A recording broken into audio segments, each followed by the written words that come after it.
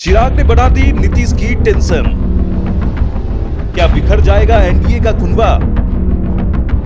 क्या तेजस्वी के साथ आएंगे चिराग?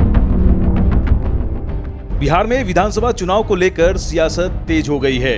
लोक जनशक्ति पार्टी यानी लोजपा के राष्ट्रीय अध्यक्ष और सांसद चिराग पासवान ने बिहार में एनडीए की टेंशन बढ़ा दी है। इससे बिहार के मुख्यमंत्री और जेडीयू नेता नीतीश कुमार की दिक्कत बढ़ती दिख रही है। चिराग पासवान और नीतीश कुमार के बीच अनबन की खबरें पिछले कुछ वक्त से लगातार आ रही है। दोनों नेताओं के बीच विवाद की दो वजह है। पहली वजह है सीटों के तालमेल का मुद्दा। फिर चाहे वह बिहार विधान परिषद की 12 सीटें हो और रिक्त सीटों पर राज्यपाल द्वारा नामित किए जाने वाले सदस्यों का हो, या फिर बिहार विधानसभा चुनाव में सीटों के बंटवारे का हो। चिराग पासवान की मांग है कि बिहार विधान परिषद में उनकी पार्टी को 2 सीटें दी जाए और बिहार विधानसभा में कम से कम 43 सीटें दी जाए। शुक्रवार को इस झगड़े को चिराग पासवान ने आगे बढ़ाते हुए बिहार विधानसभा चुनाव में 94 सीटों पर दावा ठोक दिया है।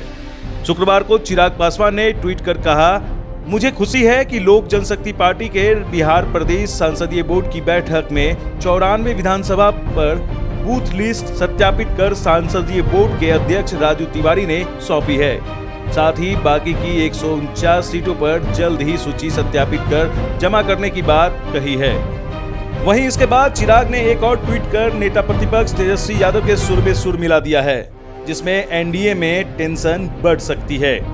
दरअसल विधानसभा चुनाव को लेकर चिराग ने ट्वीट कर कहा है कि चुनाव आयोग को भी इस विषय पर सोचकर निर्णय लेना चाहिए। कहीं ऐसा न हो कि चुनाव के कारण एक बड़ी आबादी खतरे में झोंक दिया जाए। इस महामारी के बीच चुनाव होने पर पोलिंग परसेंटेज भी काफी नीचे रह सकते हैं, जो लोकतंत्र के लिए ठीक नहीं होगा। चिराग ने कहा कि कोरोना के कारण सरकार का आर्थिक बजट प्रभावित हुआ है। ऐसे में चुनाव से अतिरिक्त आर्थिक बोझ पड़ेगा।